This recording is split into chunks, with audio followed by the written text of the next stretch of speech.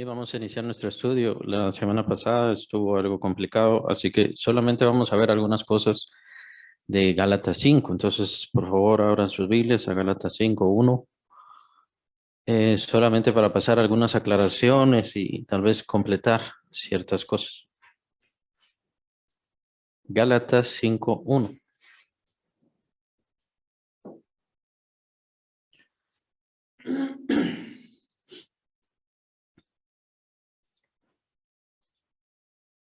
Dice, estad pues firmes en la libertad que Cristo nos hizo libres, y no estéis otra vez sujetos al yugo de esclavitud. Me llamó la atención esta palabra yugo, y pues obviamente creo que todos conocemos lo que es yugo, y es esa carga, ¿no? Que le ponen a los animales precisamente para arrastrar cosas, una carreta o algo así. Pero pesa bastante, indica peso, indica cansancio. De hecho, es la misma expresión que utiliza, si no estoy mal, es el apóstol Pablo, cuando habla precisamente sobre la ley. Dice, ¿por qué le vamos a imponer a los gentiles esta misma carga que nosotros ni nuestros padres pudimos llevar? Y ahora nosotros se la queremos imponer a los gentiles. ¿Por qué? Y precisamente está hablando de todas las normas de la ley, todos los preceptos de la ley. Pues recuerden que esa fue la primera discusión de la iglesia, o la primera gran discusión de la iglesia. La situación de si los gentiles se circuncidaban o no se circuncidaban, si guardaban la ley o no guardaban la ley, etcétera, etcétera. Estaba un grupo que sí, otro grupo que no sabía, no estaba seguro. De hecho, los apóstoles tenían mucho conflicto con respecto a esto. Esto fue después de la situación de Cornelio, y lo de Cornelio ayudó bastante. El evento con Cornelio y con su familia y con sus amigos y conocidos, cuando ellos se convirtieron y recibieron el Espíritu Santo, fue el medio mediante el cual el Espíritu Santo abrió la puerta a los gentiles. Fue el Pentecostés, digamos, de los gentiles, formalmente. Es un evento muy importante, y precisamente esto ayudó en ese concilio, que fue el concilio de Jerusalén, el primer concilio. Pero sobre todo lo más importante y lo que más ayudó fue el apóstol Pablo. Fue el apóstol Pablo el que definitivamente habló, hizo entender, les hizo reflexionar, y todo quedó bastante claro: el hecho de que los gentiles no deben, o el creyente, el hijo de Dios, el cristiano, el discípulo de Cristo, no debe obedecer la ley como tal. Es decir, en definición, para su salvación. La salvación viene por la fe, la salvación no viene por las obras, la salvación no viene por la ley, en lo más mínimo. Y precisamente el apóstol Pablo está hablando sobre eso. Pero le llama yugo, ¿por qué? Porque es un peso, es algo difícil, es algo cansado. La situación de los preceptos es algo molesto, es algo fatigoso, es algo irritante, es algo que llega a aburrirnos, llega a fatigarnos, llega a hastiarnos, incluso siendo así. Y ese es el problema con tomar la iglesia, metiendo una cosa por otra. Ese problema de tomar la iglesia como una obligación o como una imposición. Cuando se impone la iglesia, cuando se impone el ir a la iglesia, cuando se imponen las cosas de la iglesia, pues entonces deja de tener su sentido de amor, su sentido de libertad, su sentido de dicha, su sentido de gracia, y empieza a convertirse en un yugo. Ahora, con esto quiero decir que el creyente, pues no importa si no va a la iglesia o si sí va a la iglesia, pues sí, sí importa si va a la iglesia, pero tiene que ser bajo el contexto, o bajo todo lo que le rodee. Tiene que ser una situación de amor, no de una imposición. Cuando es una imposición, entonces eso molesta. Y es la misma situación y es la misma relación con los pastores y con los maestros y con cualquiera que dirija la iglesia. Cuando se hace por medio de imposición, cuando se hace por medio de mandatos y autoritarismo y todo ese tipo de cosas, es irritante. Es bastante irritante, y al final terminan cansándose. Pero esta parte es muy importante, ya que el apóstol Pablo, aunque está hablando enojado en este momento, y casi que va a ser lo último que va a decir, ya enojado, entre las cosas, esta es la introducción para el gran mensaje que viene después, que es el andar en el Espíritu. Y el andar en el Espíritu es en donde nos tenemos que centrar. ¿Por qué? Porque nosotros no tenemos que centrarnos en nuestra salvación. Es decir, en cuanto a la salvación, tenemos que reconocer los preceptos, por así decirlo, como que conocer la teología, entender la teología. ¿Qué fue lo que hizo Cristo Jesús en la cruz? Pero no tenemos que hacer nada. Y al entender y al entender y al entender más quién era Cristo y qué fue lo que hizo en la cruz, pues eso nos da mayor seguridad y fortalece nuestra fe, obviamente para la salvación. Y no porque antes no fuésemos salvos, sino simplemente porque nuestra fe se va fortaleciendo. Mientras más fuerte es nuestra fe, pueden venir las pruebas contra nosotros y nosotros vamos a permanecer firmes en nuestra fe. De ahí no nos va a mover nadie. Por eso es muy importante la doctrina. Pero el punto es qué tiene que hacer el creyente de su vida. No tiene que buscar la salvación, no tiene que trabajar por la salvación, no está obligado formalmente a ninguna iglesia, a estar en una iglesia o en aquella iglesia. En realidad es más una cuestión de gusto en sí. Pero ¿qué sí es lo que tienen que hacer? Bueno, andar en el Espíritu. Eso es lo que nos indica el apóstol Pablo, que tenemos que andar en el Espíritu. Hay una frase muy importante que está en Romanos, que me gusta bastante y cuando obviamente veamos Romanos lo vamos a ver un poco más a profundidad, que es, todos aquellos que son hijos de Dios son guiados por el Espíritu de Dios. Entonces, el Hijo de Dios tiene el Espíritu Santo nada más y es guiado por el Espíritu Santo y demuestra que es hijo genuinamente. Si no es guiado por el Espíritu Santo, pues entonces sí puede ser hijo, pero sería carnal, si es que tiene el Espíritu Santo. Aún así, el Espíritu Santo tiene que tener su efecto en él, tiene que tener cambio en él, tiene que haber una transformación. Es decir, nuestras vidas han sido revolucionadas. Eso es lo importante. Nuestras vidas han sido transformadas. No es un cambio de filosofía, no es un cambio de punto de vista de nuestra vida, lo que nosotros hemos recibido. Es una transformación total de nuestra vida. Y si no se ha transformado completamente nuestra vida, bueno, tal vez tenemos que reconsiderar en realidad qué tanta fe tenemos o cómo está nuestra fe o qué también conocemos la doctrina. Es muy importante todo esto.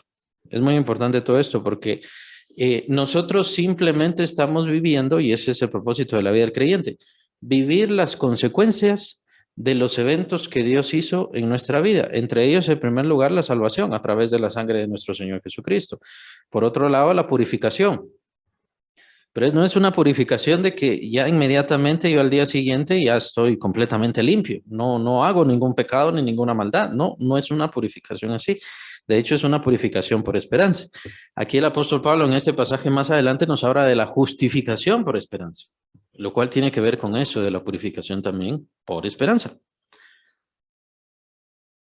Pero hubo otro evento muy importante y sobre esto no tenemos nosotros ningún efecto, nosotros no decidimos, nosotros no lo pedimos, sino que simplemente si creemos, tal como dice el primer capítulo de Efesios, si nosotros creemos, oímos el Evangelio, creímos, por lo tanto Dios envió a su Espíritu. Y eso tiene su efecto. Ese tiene su efecto y tiene sus consecuencias. Entonces lo que nosotros vivimos en adelante cuando nos convertimos son las consecuencias del Evangelio. Ah, bueno, dirá alguien, pues es que yo no fui a la iglesia, o es que a mí no me enseñaron, o bueno, entonces ya empieza a vivir las consecuencias de un pobre crecimiento espiritual, si le queremos llamar así, un pobre crecimiento espiritual. Y si se mantiene viviendo de mala manera, de manera desordenada, entonces ahí ya es un cristiano carnal, si es que tiene el Espíritu Santo. Lo que pasa es de que lo importante es ver si los efectos, los frutos del Espíritu Santo, incluso mejor si también los dones del Espíritu Santo empiezan a darse en nuestras vidas. Y estos frutos no necesariamente hace falta mucho crecimiento espiritual para que se den. Ojalá fuera así, pero no siempre es así. De hecho, tenemos el gran ejemplo de los corintios. Los corintios eran carnales, completamente carnales, eran pecadores. Pero dice el apóstol Pablo, a ustedes no les hace falta ni un solo don. No hace falta que yo les comunique algún otro don o que les mande otro don o alguna cosa así. No, ustedes ya tienen todo. Tenían los dones y eran carnales. Entonces, puede ser un creyente que ya tenga los efectos del Espíritu Santo, que manifiesta el Espíritu Santo en su vida, incluso que el Señor se manifieste en su vida y haga milagros y sea carnal, de acuerdo con la carta a los Corintios, nos menciona que sí es posible, que sí es posible. Entonces es muy importante que no nos dejemos llevar, que no nos dejemos llevar en ningún sentido. Ni siquiera porque veamos a una persona que sane a otra persona, a una persona enferma, eso no quiere decir que tenemos que escuchar a esa persona con una ceguera total de conciencia y de pensamiento. Tenemos que juzgarlo todo. Eso es muy importante. A través de la escritura, por supuesto. Entonces, no regresemos al yugo, no regresemos al yugo de esclavitud. Por cierto, buenas tardes, Marisol, qué bueno que se conectó. Estamos viendo Gálatas 5. Y estamos pasando rápido porque estos pasajes ya habíamos visto bastantes cosas, solamente hay ciertas cosas que tenemos que ver hoy. Versículo 12, aquí yo, Pablo, os digo que si os circuncidáis de nada, os aprovechará Cristo. Y aquí entra el tema directo de la circuncisión, porque los judíos estos judíos cristianos, supuestamente, de hecho el apóstol Pablo los cataloga como enemigos de la cruz de Cristo más adelante, o falsos hermanos o falsos maestros también los cataloga. O sea, podríamos decir sí son creyentes, pero en realidad el apóstol ya los cataloga de otra forma. Y de hecho, con una expresión que vamos a ver más adelante, el apóstol es bastante severo con ellos. Ya estaban ordenándole o ya sea obligando a los hermanos de las iglesias a que se circuncidaran. La situación de la circuncisión, pues vale la pena aclarar, aprovechando que aquí está Marisol, ¿verdad? Que ella fue la que hizo la pregunta hace varias semanas, me recuerdo, cuando empezamos a ver estos pasajes. El apóstol Pablo aquí no está hablando de una circuncisión como un método médico, como una terapia médica, ¿verdad? Recuerden que existe la fimosis, de hecho de cada 4 niños, 1 nace con fimosis, ¿verdad? Y la fimosis es que la abertura por donde el niño o los niños orinan está muy pequeña, precisamente a la carnosidad que está ahí. Entonces, eso provoca muchas infecciones. Y entonces por eso es necesaria, como tratamiento médico, la circuncisión. Es un tratamiento médico. Y eso es correcto y eso es bueno y sí hay que hacerlo. El apóstol Pablo aquí no está condenando ningún tratamiento médico. Que dicho sea de paso, según se los explico ahora, se dan cuenta cómo muchos de los mandamientos del Señor tienen que ver con la salud. No solamente es algo espiritual. No está hablando formalmente de alguna limpieza. O sea, es algo de salud. De cada 4 niños, y esa es una estadística normal, de cada 4 niños, 1 aparece con fimosis, ¿verdad? Y por donde orinan es muy pequeño, es muy reducido, entonces hay que hacer la circuncisión. Eso es lo normal, el Señor le mandó entonces a todo su pueblo, a todos los niños que se circunciden. Y eso es una medida higiénica. Imagínense en el desierto, esos 40 años, ¿cómo les fue? Pero a modo de higiene les sirvió. Exactamente, sin antibióticos en aquel entonces, estaban en el desierto. Entonces, es apenas un ejemplo. Es como un paréntesis lo que estoy diciendo ahora, pero aquí entonces, ¿de qué está hablando el apóstol Pablo? Está hablando de obedecer a la ley. La idea de circuncidarse como señal de identificarse con el pacto que Dios hizo con Abraham. Y por supuesto, después vino el pacto con Moisés. Entonces, es decir, yo me circuncido para hacerme parte del pueblo de Israel y para obedecer la ley. Por eso más adelante saca la ley. Más adelante saca la ley. Precisamente porque el apóstol Pablo no está hablando de un método o no está condenando la circuncisión en sí. Lo que está condenando es la religiosidad. Y es el que un creyente en Cristo Jesús diga, no me es suficiente. No me es suficiente haber creído en Cristo Jesús, sino que necesito otras cosas. Y como esto de Abraham fue muy bueno y como lo de Moisés fue muy bueno, pues entonces yo voy a creer más en eso. Es muy importante, ya habíamos explicado eso. Pues al final no se trata de ser creyente o el creyente no es aquel que esto me gusta, voy a agarrarlo, aquello otro está bonito también y voy a agarrarlo, que era lo que estaban haciendo aquí los Gálatas. El apóstol Pablo les está implorando a los Gálatas tengan juicio, ustedes no necesitan nada más, no regresen al yugo de esclavitud. No regresen al yugo de esclavitud. Y estábamos hablando Si no estoy mal, la semana pasada, que precisamente eso es lo que pasó con los católicos, solo desde otro punto de vista mucho más terrible. Porque ellos vinieron y dijeron, bueno, sí, Jesús pagó mis pecados. Si le preguntan a cualquier católico, ¿por qué Jesús murió en la cruz? Todos le van a decir, por mis pecados, pagando mis pecados. Pero ¿es suficiente para ellos? ¿Con eso les basta? No necesitan a María, no necesitan confesar sus pecados, no necesitan la Eucaristía. Vean que en sus preceptos católicos está que quien no tome la Eucaristía prácticamente está condenado. La salvación viene a través de la Eucaristía. Y por eso es que la Eucaristía en realidad no es en sí como un sacrificio. Esa es la razón de la transustanciación. Es un sacrificio el que están haciendo ahí. Es algo bastante pagano y es algo bastante oscuro. Es muy ocultista y muy espiritista lo que están haciendo ahí. Y en sus preceptos, si uno no participa de eso, se va a condenación. Obviamente, la situación de las andas, de las procesiones, de las tradiciones, de guardar las fiestas, si uno no hace todas esas cosas, entonces uno se va a condenación. Tan grande es para ellos lo de las fiestas y las tradiciones que acuérdense que incluso cambiaron un mandamiento. Y cambiaron el mandamiento de aquello de las imágenes porque a ellos no les gusta. O sea, ellos ellos dicen no adoramos a las imágenes y entonces ¿por qué cambiaron un mandamiento? ¿Por qué cambiaron el mandamiento de las imágenes? Y tal vez ustedes si van a revisar la Biblia de Jerusalén ahora sí la van a encontrar normal, que dice de que no te harás imagen de ninguna cosa. ¿Se recuerdan ese mandamiento?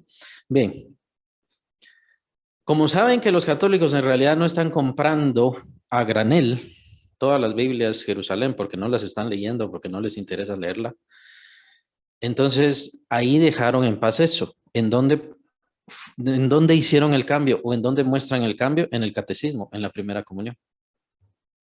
En la primera comunión que le enseñan a los muchachos, a los jóvenes, a los adolescentes, ¿no?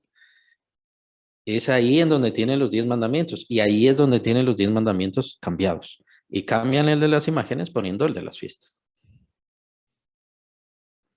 Es ahí donde lo tienen. Entonces se muestra su doble moral y su composición hacia todas las cosas. ¿Sí? ¿Una pregunta? Solamente la Biblia de Jerusalén es una Biblia católica, entonces. Sí. Sí, ok. Sí, la Biblia de Jerusalén es una traducción católica. Como traducción y lingüísticamente está bien, ¿verdad? Pero la verdad, la Reina Valera que nosotros usamos está bastante bien. O si no, la versión internacional es muy buena, bastante buena, o si no, es la de las Américas. Esas son tradicionalmente las mejores. Y obviamente entre ellas resalta más la Reina Valera, pues, ¿verdad? Pero con las nuevas generaciones, pues se va utilizando más la versión internacional, aunque tiene muchas cosas que no están en la Biblia. Se han sacado varias cosas. No le recomiendo la Reina Valera actualizada porque le han cambiado muchos artículos y han hecho muchos cambios que no son correctos. Eso sí, no. La Reina Valera sí, es la mejor revisada en realidad y está bastante apoyada por el Espíritu Santo, que en realidad es lo que más nos importa. Pero si quieren profundizar en su estudio bíblico, pueden comprar una versión internacional o una versión de las Américas o las dos. Les sale bastante bien. Y sí, pero eso es en cuanto a la versión católica. Ahora, vean versículo 3. Vamos a pasar al versículo 3, Gálatas 5:3. Buenas tardes, Linda. Estamos viendo Gálatas y solamente estamos repasando unos pasajes. Buenos días, creo que le dije, son buenas tardes. Versículo 3, Gálatas 5:3. Y otra vez testifico a todo hombre que se circuncida, que está obligado a guardar toda la ley. ¿Se dan cuenta que no está hablando de la circuncisión nada más? Está hablando de toda la ley. Y está hablando de toda la ley, ¿por qué? Porque lo que estaban haciendo era decir Jesús, la salvación de Jesús, la muerte de Jesús no es suficiente para pagar mis pecados. Y eso es lo que tenemos que revisar, ¿verdad? Aun cuando vayamos a la iglesia, vamos a la iglesia reconociendo que somos salvos por ir a la iglesia, porque hay algunos creyentes que son así. Diezmamos y ofrendamos, reconociendo que al hacer eso vamos a ser salvos, porque hay algunas denominaciones que son así.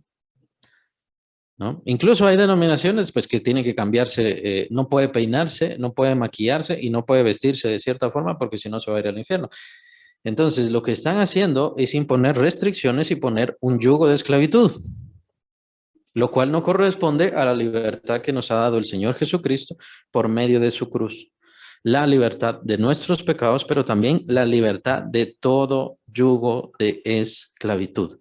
No tenemos que hacer absolutamente nada para ser salvos. Ya todo eso lo hizo el Señor Jesús.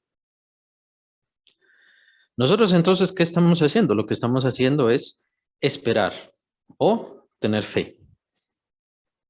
Y eso lo vemos en el versículo 4.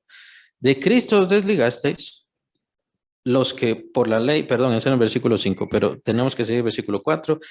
De Cristo os desligasteis, los que por la ley os justificáis, de la gracia habéis caído. Eso quiere decir que han tomado la verdad del Señor Jesucristo y la han desechado. Cualquiera que le añade a la verdad del Señor Jesucristo, y la verdad es que por su sacrificio suficiente somos salvos, y por su sacrificio todos nuestros pecados han sido lavados. Si yo le quiero añadir a eso, cambiar a eso, poner otra cosa, hacer alguna transformación, entonces me estoy alejando de la gracia. Eso es caerse de la gracia. Caerse de la gracia no es andar pecando. Caerse de la gracia no es andar con otra o otra andar con otro. Eso no es caerse de la gracia. Vean, es muy importante conocer los conceptos. El apóstol Pablo habla de una completa separación de la verdad de Cristo, de la verdad del Señor, de haber tomado la esperanza de Cristo y haberla rechazado por considerarla insuficiente y entonces tomar otras cosas. O lo que hacen los católicos, que en este caso lo hicieron también ellos. Ellos formalmente no rechazaron a Cristo. Lo que hicieron fue tomar otras cosas, lo cual tampoco corresponde y que básicamente es lo mismo. Por eso el apóstol Pablo es tan tajante en el versículo 4. De Cristo os desligasteis. Ya se separaron completamente de Cristo. Ya no tienen nada que ver con Cristo. ¿Por qué? Porque están tomando otras cosas. Entonces, yo puedo decir, me gusta Cristo, me gusta su doctrina, qué bonito es y su sangre la dio por mí en la cruz, pero yo necesito creer en tal persona, yo necesito comer o cumplir con tal rito, yo necesito confesar ciertas cosas para poder ser salvo, entonces le estoy añadiendo. Ahí le estoy añadiendo. Y al añadirle, según lo que menciona aquí el apóstol Pablo, pues ya me desligué. Ya me desligué porque considero a Cristo insuficiente. Y considerar a Cristo insuficiente, pues prácticamente estamos diciendo que Cristo no es el verdadero Salvador. El apóstol pone las cosas bastante claras. Y es muy importante, pues, especialmente para nuestros familiares y amigos que pudieran ser católicos, ¿no? Que no están siguiendo a Cristo. Aunque lo digan, aunque lo piensen, aunque lo sientan, no. Porque seguir a Cristo es seguirlo a Él y rechazar completamente todas las otras cosas del mundo y tomar la doctrina apostólica que le fue revelada personalmente al apóstol Pablo sobre todas las cosas. Él recibió la revelación y eso es lo que ya expusimos precisamente en esta carta. Así que me gusta Cristo, pero me gustan las imágenes, me gusta Cristo, pero me gusta el incienso, me gusta Cristo, pero me gustan las andas, pues se están desligando de Cristo. Se están desligando completamente del Señor. Y no digamos, bueno, según la doctrina católica, nosotros porque rechazamos al apóstol, porque rechazamos al Papa o porque rechazamos a María, pues por eso nosotros ya estamos excomulgados. Y no solamente excomulgados de la Iglesia Católica, sino excomulgados de la salvación completamente. Pero esos son los dogmas católicos y por supuesto las falsedades que nos hacen irreconciliable nuestra cercanía con ellos. Básicamente la misma situación con los testigos de Jehová, pues saben que ellos, por así decirlo, reconocen a Jesús, pero le han quitado cosas a Jesús.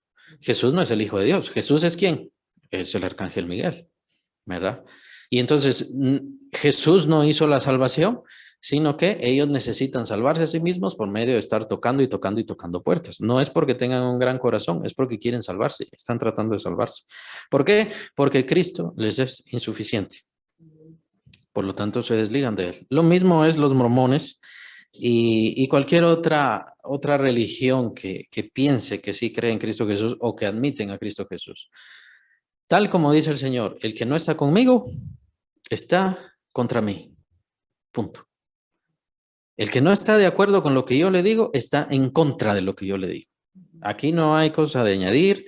El Señor Jesús no se va a unir a los maometanos, no se va a unir a los mormones, no se va a unir a los del Islam, no va a hacer ninguna conexión de religiones y nos abrazamos todos y nos queremos todos porque todos queremos a Dios. En realidad no.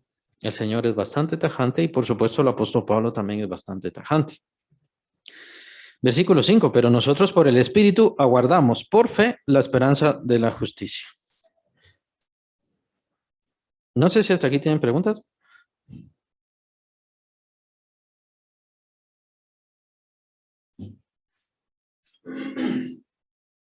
Porque entonces ya empezamos a adentrarnos un poco a las situaciones no confusas, pero sí más complicadas, pues tienen sus matices espirituales bastante fuertes. Nosotros, vean, versículo 5, nosotros por el Espíritu, es decir, el Espíritu Santo, aguardamos por fe la esperanza de la justicia. La justicia que nosotros hemos recibido en Cristo Jesús, aún así sigue siendo una esperanza. Todavía es una esperanza. ¿Por qué es una esperanza? Diría yo porque todavía tenemos nuestro cuerpo que todavía nos guía a hacer lo malo. Todavía en nuestros miembros está esa ley del pecado que nos hace vivir de mala manera. Como dice el apóstol, hago lo que no quiero hacer y lo que sí quiero hacer, eso no lo hago. Pero tengo una esperanza. De eso se trata. Tengo una esperanza. Soy creyente, tengo una esperanza. Tengo una esperanza que esta justicia que el Señor Jesucristo inició en la cruz del Calvario, que ha venido a mi vida ahora en este tiempo, todavía tiene una culminación. Por eso es una esperanza. La esperanza viene a futuro, se cumple a futuro, totalmente. Ahora sí tenemos cierto grado de esperanza, por así decirlo. Sí tenemos, mejor dicho, no cierto grado de esperanza, porque sí tenemos una esperanza perfecta y completa. Lo que pasa es que no se ha manifestado en nuestro cuerpo no es digno de ver a Dios. Si nosotros miramos a Dios, todavía nos morimos porque el esplendor de Dios es grande y este cuerpo ha caído en debilidad precisamente por nuestra maldad. Pero tenemos la esperanza de que vendremos a justicia. Esa es la razón también por la cual morimos. ¿Por qué morimos nosotros? ¿Por qué nos envejecemos? ¿Por qué nos enfermamos? Nos enfermamos porque el pecado está en mis miembros y ese pecado produce enfermedad y muerte, o sea, corrupción. Entonces todavía está la corrupción en mí. Entonces, tenemos que convivir con estas cosas. Por eso les decía, la vida del creyente es especial y hay una transformación formidable que se está dando día a día en el creyente.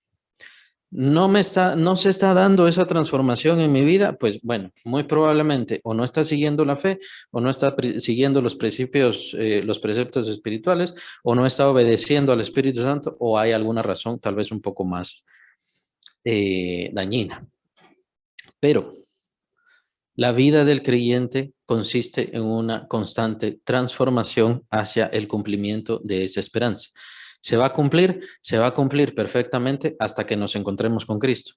Y no solamente ahí se va a cumplir porque esta esperanza tiene que cumplirse en nuestros cuerpos. La esperanza de la justicia. Es decir, la justicia de Cristo Jesús se tiene que cumplir en mi cuerpo perfectamente. ¿Cuándo va a suceder eso? El único momento en que eso va a suceder es en la resurrección. Cuando nuestro cuerpo sea resucitado, imagínense hasta cuándo estamos hablando. Es decir, que el apóstol Pablo, el apóstol Pedro, todavía están esperando esta esperanza, valga la redundancia.